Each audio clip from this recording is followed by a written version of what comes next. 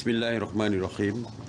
Assalamualaikum warahmatullahi wabarakatuh dan salam sejahtera kepada seluruh rakyat Malaysia yang dikasihi sekalian.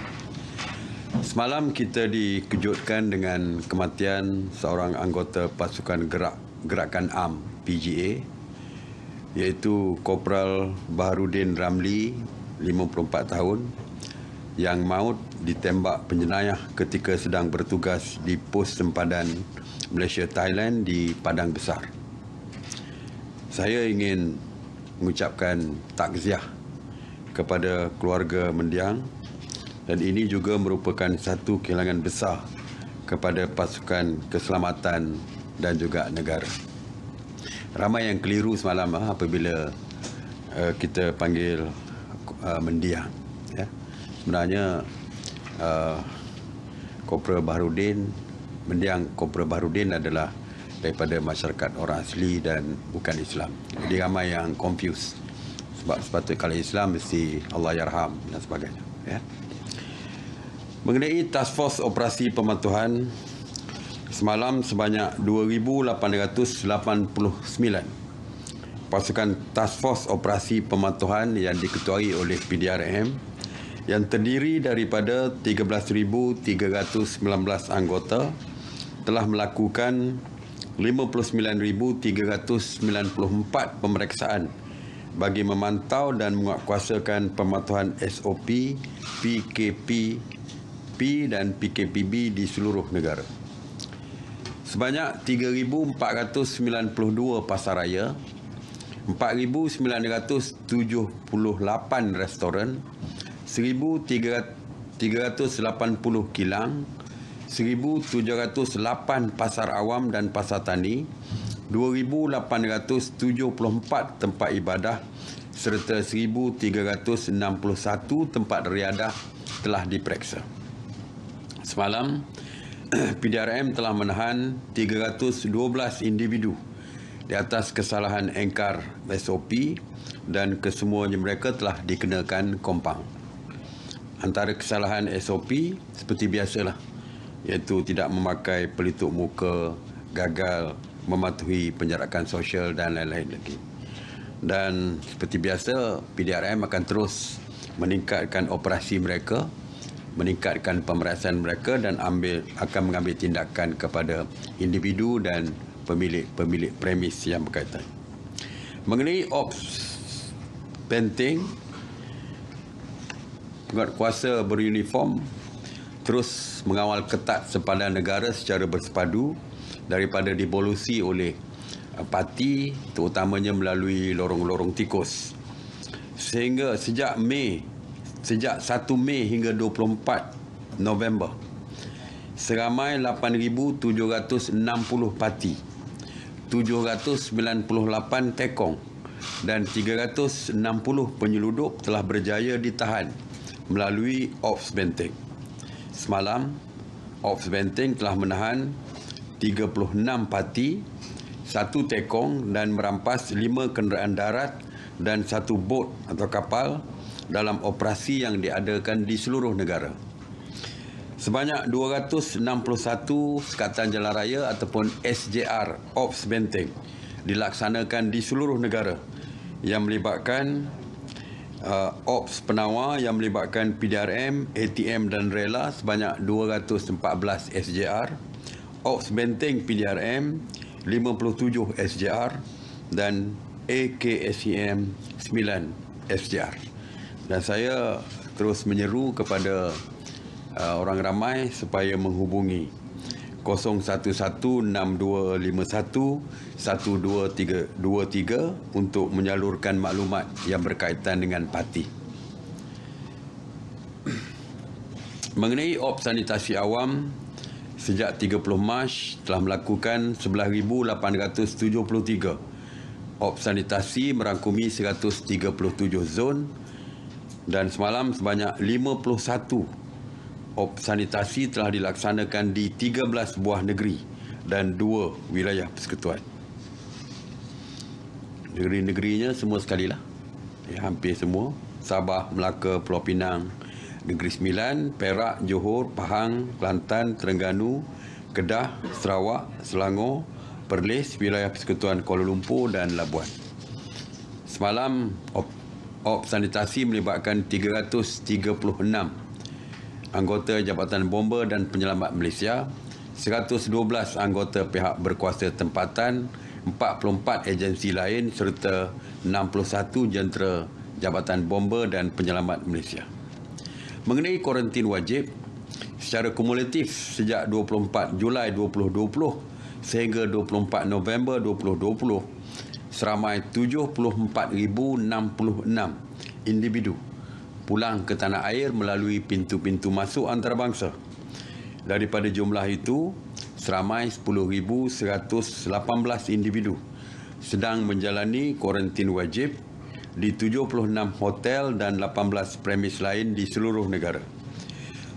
405 individu telah dibawa ke hospital untuk rawatan, manakala 63,543 individu telah dibenarkan pulang ke rumah mereka. Semalam seramai 409 individu telah tiba ke tanah air dan telah dikuarantin selama 14 hari. Kerajaan sebelum ini telah melaksanakan Perintah Kawalan Pergerakan Diperketatkan ataupun PKPD di Kampung Pengaraban, Kampung Tanjung Kapur dan Kampung Landun Ayang, Kudat, Sabah bermula 30 Oktober 2020 dan kemudiannya dilanjutkan sehingga 26 November 2020. KKM, Kementerian Kesihatan, telah melaksanakan sebanyak 3,084 ujian saringan dan sebanyak 345 kes kumulatif positif telah direkodkan di ketiga-tiga lokaliti. Berdasarkan penilaian risiko yang dijalankan oleh KKM, mendapati situasi COVID-19 di lokaliti-lokaliti ini menunjukkan tren penurunan dan terkawal. Sehubungan dengan itu, di atas nasihat dan penilaian risiko oleh KKM, sidang khas hari ini bersetuju untuk menamatkan PKPD di Kampung Pengaraban, Kampung Tanjung Kapur dan Kampung Landung Ayang, Kudat, Sabah bermula besok 26 hari bulan seperti yang dijadualkan. Walau bagaimanapun, lokaliti ini masih tertakluk kepada SOP PKPB yang masih dilaksanakan di seluruh negeri Sabah. Sidang hari ini juga mendengar pembentangan daripada KKM mengenai jangkitan kes COVID positif di taman-taman perumahan Mukim Seluang, Kulim, Mukim Sungai Seluang, Kulim, Kedah. KKM telah melaksanakan sebanyak 197 ujian saringan secara bersasar dan sebanyak 50 kes positif COVID-19 telah direkodkan yang melibatkan lokaliti-lokaliti ini. Berdasarkan penilaian risiko dan atas nasihat KKM, sidang hari ini bersetuju untuk melaksanakan PKP diperketatkan di taman-taman perumahan Mukim Sungai Seluang, Kulim, Kedah selama 14 hari bermula 27 November sehingga 10 Disember 2020. Pelaksanaan PKPD ini akan melibatkan sebanyak 1,412 rumah dengan anggaran 6,000 penduduk di taman-taman perumahan seperti berikut: Taman Bayam, Taman Bayam Indah, Taman Kangkung 1 dan 2, Taman Halia, Taman Cekur Manis, Taman Kobis, Taman Sawi, Taman Seri Limau. Semua sayur-sayur semua. Taman sayur ni. Kawasan sehat ni, taman sayur semua. Dengan pelaksanaan perintah ini, semua penduduk dikehendaki mematuhi SOP yang ditetapkan. Seperti juga di PKPD lain, iaitu tidak boleh keluar daripada kawasan selain kecemasan, aktiviti ekonomi, sosial, semua tidak dibenarkan, aktiviti sukan tidak dibenarkan. Jadi samalah dengan SOP lain dan boleh dirujuk kepada website MKN untuk detail mengenai SOP ini. KKM akan melakukan saringan secara bersasar kepada penduduk yang terlibat. Bekalan makanan akan diagihkan dan dikoordinasikan oleh Pusat Kawalan Operasi Bencana Negeri dan pihak berkuasa seperti PDRM, ATM, APM, Rela, pihak berkuasa tempatan diberi kuasa untuk mengawasi keadaan di sini, terutamanya di dalam mematuhi SOP yang telah pun ditetapkan. Sidang khas hari ini juga mendengar pembentangan KKM berkenaan peningkatan kes positif COVID-19 di Taman Telipuk Ria, Tuaran, Sabah. Sehingga 22 November 2020, KKM telah melaksanakan sebanyak 2,609 saringan dan telah merekodkan sebanyak 253 kes COVID-19. Sehingga kini terdapat 581 sampel saringan yang masih menunggu keputusan. Atas nasihat dan penilaian risiko oleh KKM, sidang khas hari ini bersetuju untuk melaksanakan PKPD di Taman Telipuk Ria, Tuaran, Sabah mulai 27 November sehingga 10 Disember 2020. Pelaksanaan PKPD ini akan melibatkan kawasan seluas 229,459 meter persegi, 3,400 unit rumah dan 18,000 orang penduduk. Seperti biasa, SOP PKPD sama di tempat-tempat lain, cuma perbezaan sedikit di Sabah walaupun tidak dibenarkan keluar, tetapi kedai-kedai runcit dibenarkan buka di kawasan PKPD termasuk pasar selama 2 kali dalam seminggu. Dan jika keperluan barangan tidak terdapat di dalam kedai runcit di kawasan PKPD, mereka dibenarkan untuk keluar, seorang dari satu keluarga keluar untuk membeli barangan atau mengeluarkan wang di bank, di ATM machine dan mereka pulang. Jadi itu saja perbezaan PKPD di Sabah dan di Semenanjung. Yang lain samalah. Aktiviti sosial, ekonomi dan sebagainya tidak dibenarkan. Saya ingin menjelaskan sedikit tentang situasi semasa di kilang Top Glove. Kerana banyak kes positif daripada kilang tersebut. Kajian sebelum ini telah mengumumkan pelaksanaan PKPD di asrama lelaki dan wanita pekerja bermula 17 November lalu. Kerajaan juga telah mengarahkan 28 kilang. Syarikat itu ditutup secara berperingkat bagi membolehkan para pekerja menjalani ujian saringan dan proses kuarantin. Pada sidang khas hari ini, KKM bersama MKN Selangor membentangkan situasi semasa serta langkah-langkah yang telah dan sedang diambil bagi membendung penularan COVID-19 di kawasan ini. Ini kerana saya sendiri menerima berbagai-bagai mesej daripada penduduk di kawasan sekitar yang risau, yang amat risau tentang keadaan. Jadi sebab itu saya perlu memperjelaskan tindakan. Satu pasukan khas ataupun task force telah diwujudkan bagi menyelaras gerak kerja yang melibatkan proses saringan, kuarantin dan penutupan kilang Top Glove ini. Pasukan task force ini dianggotai oleh Majlis Keselamatan Negara Peringkat Negeri Selangor, Jabatan Kesihatan Negeri Selangor, Pejabat Daerah Kelang, Majlis Perbandaran Kelang dan IPD Kelang. Ini task force yang memantau keseluruhan kes di sini. Secara keseluruhannya kilang ini mempunyai 11,215 pekerja. Sehingga 24 November, sebanyak 5,795 ujian saringan telah dilakukan dan 2,684 kes positif di kawasan PKPD ini telah direkodkan. Sehingga semalam, daripada 28 kilang tersebut, 20 kilang, 20 buah kilang telah pun ditutup, manakala hari ini 7 buah kilang lagi ditutup dan tinggal 1 lagi yang akan menyusul dalam waktu yang terdekat. Bagi mengelakkan penularan di kawasan komuniti, pihak kilang juga telah diarahkan untuk menjalankan saringan terhadap 2,263 pekerja yang tinggal di luar kawasan PKPD dan akan dikuarantin.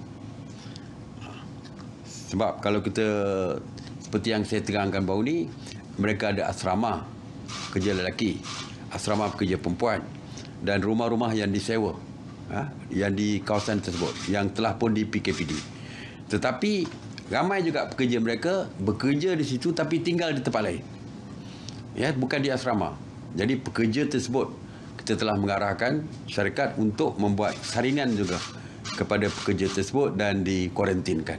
Jadi kepada penduduk di kawasan sekitar tidak perlu bimbang kerana semua penduduk yang berkaitan, yang pekerja berkaitan dengan Top Glove disaring dan ditempatkan di pusat kuarantin. Jadi kadang-kadang diorang kata ada nampak juga pekerja warga asing yang berkeliaran membeli belah di kawasan tersebut. Mungkin itu bukan daripada Top Glove, tapi mungkin kilang-kilang lain, kerana saya difahamkan banyak kawasan-kawasan kilang-kilang di kawasan tersebut. Kesemua pekerja yang telah disaring dan didapati positif COVID-19 dihantar ke hospital untuk rawatan, manakala yang negatif telah dikuarantin di hotel-hotel yang ditetapkan, dah ditetapkan, seperti di Hotel Gold Coast Kelang Central dan dipahamkan di Stadium Pandamaran. Jumlah kes di kilang Top Glove ini merupakan penyumbang jumlah terbesar kepada jumlah COVID positif di seluruh negara buat masa ini. Sebagai contoh, semalam 844 kalau tak silap saya diumumkan oleh Ketua Pengarah Kesihatan. Ramai orang panik. Tak pernah berlaku 2,000 lebih. Tiba-tiba berlaku 2,000 lebih. Berlaku 2,000 lebih. Tinggi. Terkejut kita. Tetapi kalau kita lihat secara lebih mendalam, di Selangor saja, daripada 2,000 lebih tadi, 1,623 di Selangor. Dan daripada 1,263, 1,511 adalah merupakan kes positif melibatkan pekerja warga asing di kilang Top Glove tersebut. Jadi saya 2,000 berapa tu saya semalam dah diumumkan, saya rasa 2,000 lebih semalam. Paling tinggi 2,800 lebih tak silap saya. Tapi 1,500 lebih adalah daripada Top Glove. Jadi ia tidak menggambarkan penularan kes seluruh negara lah. Ianya tertumpu kepada Top Glove. Jadi kita percaya dengan terbentuknya task force khas yang dibentuk, ianya mereka pasti mampu untuk mengawal keadaan di kawasan persekitaran kilang Top Glove tersebut. Sidang khas hari ini juga mendengar pembentangan daripada MKN Selangor mengenai cadangan untuk mewujudkan program isolasi pekerja kargo lapangan terbang antarabangsa KLIA. Cadangan ini berikutan dengan peningkatan kes positif COVID-19 daripada kluster Kaya yang melibatkan pekerja mas kargo di KLIA. Berdasarkan penilaian risiko yang telah dilaksanakan oleh KKM, sidang khas hari ini bersetuju untuk menjalankan program isolasi yang melibatkan seramai 360 pekerja mas kargo di KLIA yang sihat, tidak bergejala dan disahkan negatif. Kita isolatkan mereka dan program ini akan berkuasa selama 14 hari mulai besok 26 November dan berakhir 9 Disember 2020. Pekerja-pekerja ini akan ditempatkan di Tune Hotel KLIA Aeropolis dengan pemantauan dan SOP ketat yang dikawal oleh pihak KKM, MKN dan PDRM. Sebelum ini saya telah pun memaklumkan bahawa setiap pekerja warga asing di negara kita akan disaring. Semua sekali. Ada 1 juta lebih akan disaring, dan fokus kita adalah di negeri-negeri yang mempunyai industri yang banyak seperti di Selangor, wilayah Persekutuan Kuala Lumpur dan Labuan, Pulau Pinang, Johor, tak salah, Johor Negeri Sembilan. Negeri Sembilan. Itu antara yang kita fokus dulu fasa pertama ini. Hari ini Kementerian Sumber Manusia membentangkan pelan tindakan dan mekanisme bagi pelaksanaan ujian saringan tersebut. Antaranya ialah kesemua pekerja asing akan disaring melalui kaedah RTK antigen. Perkeso akan menanggung kos sebanyak RM60 bagi setiap ujian saringan. KSM dan Perkeso akan menyelaras ujian saringan kepada pekerja asing daripada pelbagai aspek, termasuk jumlah pekerja, fasiliti klinik dan makmal, dan juga kos ujian saringan. Untuk permulaan, ujian saringan ini akan difokuskan di negeri-negeri yang saya sebutkan tadi, yang melibatkan seramai 888,342 orang pekerja. KSM telah diminta untuk menyediakan jadual terperinci bagi proses pelaksanaan program ini yang dijangka akan mengambil masa selama 4 hingga 6 minggu untuk diselesaikan. Jadi kita dah beritahu kepada KSM bahawa mereka perlu ada jadual. Kita tak nak nanti seperti kita pernah buat dulu, dikeluarkan dalam media sosial kononnya sampai 1 kilometer beratur dan sebagainya. Kita tak nak berlaku seperti itu. Kita nak supaya tersusun. Kita cadangkan oleh kerana ianya melibatkan swasta, fasilitis kesihatan swasta yang terlibat. Kita arahkan mereka untuk pergi sendiri ke lokasi-lokasi, di kilang-kilang, di tapak-tapak binaan dan sebagainya, supaya mereka tidak keluar untuk beratur dan sebagainya. Jadi kita minta supaya KSM, Kementerian Sumber Manusia, melaporkan semula cukup atau tidak kit RTK antigen tersebut. 888,000 bukan satu jumlah yang sedikit. Adakah ianya mencukupi? Kita juga minta mereka berbincang dengan Kementerian Kesihatan. 888,000. Kalau 1% pun tiba-tiba positif, dah 8,800. Mana nak tempatkan mereka, di hospital mana dan sebagainya. Ianya melibatkan warga asing, pekerja warga asing. Jadi semua perkara yang detail tu kita minta supaya KSM meneliti supaya tidak timbul isu kalau apabila kita mulakan saringan tersebut. KSM juga akan memfokuskan juga dari segi menguatkuasakan Akta Standard Minimum Perumahan dan Perumahan Pekerja 1990 ataupun Akta 446, iaitu akta tentang standard perumahan yang diberikan kepada pekerja-pekerja warga asing ni. Kalau kita lihat, ada satu kilang di negara kita mendapat ulasan berita komen yang agak kurang baik daripada pihak antarabangsa kerana menempatkan pekerja secara bersesak dan sebagainya. Jadi akta ini adalah untuk memberikan perumahan yang lebih selesa dengan kondisi yang baik kepada pekerja.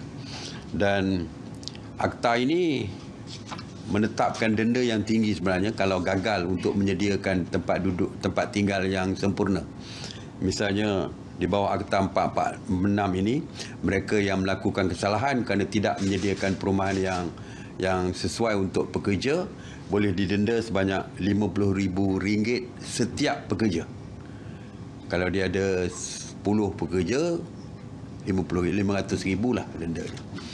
Dan pihak Kementerian Sumber Manusia memaklumkan kepada mesyuarat tadi bahawa penguatkuasaan akan bermula besok. Besok akan bermula penguatkuasaan, memastikan akta standard perumahan tadi dipatuhi oleh setiap majikan industri dan sebagainya. KKM hari ini juga turut membentangkan situasi semasa COVID-19 di seluruh negara, khususnya situasi di Sabah. Saya nak beri sedikit gambaran tentang Sabah. Alhamdulillah, dengan segala strategi dan langkah yang diambil sama ada oleh Kerajaan Persekutuan dan juga Kerajaan Negeri, situasi COVID-19 di Sabah kini telah bertambah baik dan menunjukkan tren penurunan. Penilaian risiko oleh KKM dalam 4 minggu terakhir ini menunjukkan penurunan kes di Sabah adalah sebanyak 32.4%. Kita mendoakan agar tren penurunan ini berterusan dan situasi di Sabah kembali pulih seperti sedia kala dan bolehlah kita tamatkan PKPB di Sabah ini. Walaupun yang membimbangkan adalah situasi di Lembah Kelang yang melibatkan Selangor, Kuala Lumpur dan Putrajaya masih menunjukkan tren peningkatan walaupun ianya melibatkan pekerja-pekerja industri yang melibatkan warga asing dan juga tapak binaan. Oleh itu, saya menyeru kepada majikan-majikan, kilang-kilang, tapak binaan dan sebagainya, tanpa perlu menunggu arahan daripada Kementerian Semua Manusia, mereka boleh memulakan untuk membuat ujian saringan kepada pekerja-pekerja mereka.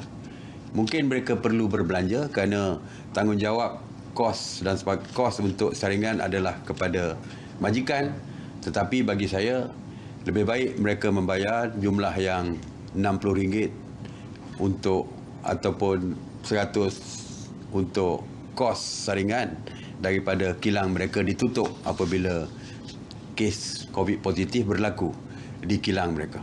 Ya, jadi saya menyerulah kepada ni, tak perlu tunggu arahan daripada KSM, Kementerian Semua Manusia, mereka mengambil inisiatif untuk membuat ujian saringan kepada pekerja mereka. Yang rugi sedikit tapi untungnya besar, iaitu kilang mereka pasti tidak akan ditutup kalau kita dapat kesan lebih awal status pekerja-pekerja mereka. Dan kepada orang ramai seperti biasa, saya menyeru amalkan kawalan kendiri dan patuhi setiap SOP. Terima kasih, saya buka kepada soalan. Datuk Seri, nama saya Wan Muhammad Aslah daripada Meja Berita Jenayah daripada Bernama. Saya ada satu soalan untuk Datuk Seri. Semalam Datuk Seri, negara dikejutkan dengan kematian seorang anggota BJA yang maut disyaki ditembak, manakala seorang lagi yang cedera parah ketika penugasan Op Benteng dan berhadapan dengan sekumpulan penyeludup sepadan Malaysia Thailand.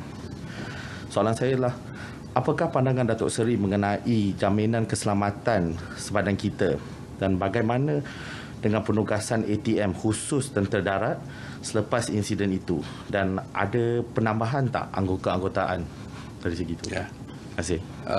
Kalau kita lihat di kawasan sempadan di sebelah utara tu, pembahagian dari segi tugasan itu dibahagikan antara ATM, pihak PDRM di kawasan Wang Kelian ni di bawah PDRM, dan juga di sebelah Kelantan di bawah saya difahamkan di bawah PDRM juga. Jadi kita bagikan kawasan-kawasan tertentu.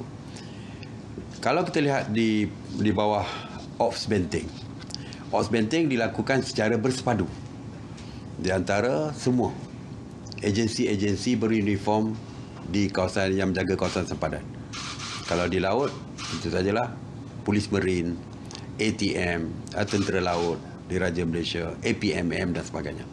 Jadi insya-Allah saya akan berbincang dengan pihak National Task Force yang mengendalikan kawasan sempadan ini, iaitu Ops Benteng ini, untuk kita berbincang semula. Mungkin ada keperluan untuk Ops Benteng tu dibawa ke kawasan sempadan di sebelah utara ni yang melibatkan kerjasama bersepadu secara menyeluruh lah. Tidak lagi membagikan kawasan-kawasan PDRM, tidak ada di kawasan PDRM tidak ada ATM mungkin di situ. Mungkin di kawasan ATM tidak ada PDRM di situ. Dia secara berpasukan yang berbeza.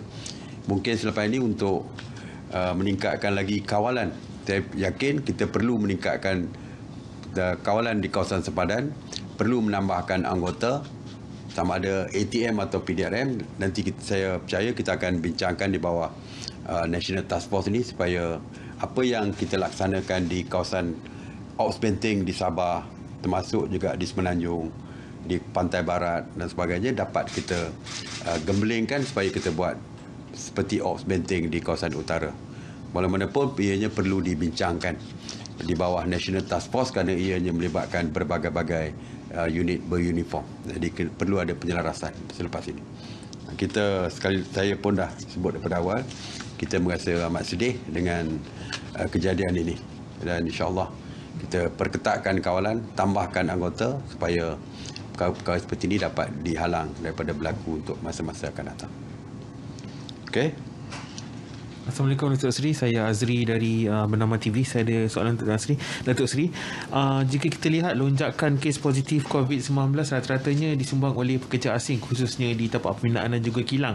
Jadi mungkinkah ada kerajaan untuk memperkenalkan SOP baru ataupun NKN akan membuka kuasakan SOP baru seperti yang dilaksanakan di Singapura, iaitu mewajibkan menjalani swab test 2 minggu sekali bagi pekerja asing untuk mengawal penularan jangkitan COVID. Terima kasih Datuk Seri. Okey, setakat ini saya dah sebutkan tadi, kita akan mulakan dengan swab test ke semua pekerja asing ini. Jadi kalau swab test pekerja asing, kalau kita dapat result dia yang negatif, akan di kuarantin, yang positif akan dihantar ke hospital. Dan untuk seterusnya kita akan tentukan kemudian. Setakat ini kita first round dulu untuk test keseluruhan. Kalau ada keperluan untuk setiap 2 minggu seperti Singapura, kita akan bincangkan kemudian. Tapi untuk first round ni, kita ada 1.7 juta ni yang akan kita saring ni. Ya? Jadi kita selesaikan dengan round pertama dulu lah. Ya. Okey. Salam Datuk Seri, saya ada soalan mengenai status PKPB di Kuala Lumpur dan Selangor. Kalau berdasarkan perkembangan situasi semasa COVID-19 di Kuala Lumpur dan Selangor, adakah kemungkinan PKPB ini dilanjutkan di dua kawasan ini? PKPB? Dilanjutkan. Oh, kita sampai tempoh dia 6 Disember. Hari ini baru 25. Dia biasanya minggu terakhir tu Kementerian Kesihatan akan membuat penilaian risiko. Kalau nampak penurunan dan dari segi penilaian risiko mungkin tidak ada lagi keberangkalian jangkitan baru, mungkin mereka akan menasihatkan kita. Seperti dululah di 3-4 negeri yang kita dah umumkan tamat tersebut. Setelah 2 minggu penilaian risiko dapat. So first penilaian risiko dulu, kalau dari segi test tu gagal lah. Jadi sebab itu kita sambung lagi. Dan selepas ini kita akan buat penilaian risiko pula minggu terakhir sebelum tamat tempoh tersebut. Dan KKM akan berikan cadangan kepada kita. InsyaAllah kita akan putuskan nanti. Alright? Ya, Datuk Seri. Soalan saya, bagi negeri-negeri yang sudah ditamatkan PKPB, adakah rentas negeri dibolehkan terutama menjelang cuti Christmas nanti? Dan adakah rentas negeri membabitkan kawasan zon hijau akan turut diperketatkan? Okey, bila bebas PKPB bermakna back to normal, dia kembali kepada PKPP. Cuma back to normal tidak seperti kehidupan seharian biasa dululah, kerana PKPP masih ada. Akta 342 masih dilaksanakan. Pematuhan SOP masih dikenakan. Tetapi pergerakan negeri, pergerakan rentas daerah adalah dibenarkan seperti biasa. Tidak ada sekatan di dalam negeri-negeri green ni, tidak ada. PKPP, Pahang sebagai contoh, bebas. Nak pergi ke mana pun tidak ada kawalan. Dan kalau nak pergi rentas negeri sekalipun, kalau antara hijau dengan hijau pun dibenarkan. Cuma antara merah dengan hijau, antara negeri PKPB dengan PKPP, itu yang perlu mendapat kebenaran daripada pihak polis. Ya. Jadi kalau dah PKPP, boleh rentas daerah. Ya, tak kira lah nak pergi ke mana pun. boleh di within the state. Malah pelancongan pun kita dah benarkan di dalam hijau dengan hijau. Ya, okey. Datuk Seri, setiap kali Datuk Seri umumkan sesuatu SOP, ada keputusan yang menyokong dan ada keputusan yang marah dan tidak bersetuju. So pandangan Datuk Seri sendiri bagaimana? Saya biasalah, ya, ini kehidupan. Tak semua orang setuju apa yang kita umumkan. Ada yang sokong. Bila saya umumkan, sebagai contoh, 2 hari lepas saya umumkan restoran buka sehingga pukul 12. Kedai-kedai makan buka sampai 12 malam. Alasan saya masa itu banyak rungutan, permohonan. Sebab bagi Muslim, seorang orang Islam, biasanya keluar tu selepas Isyak.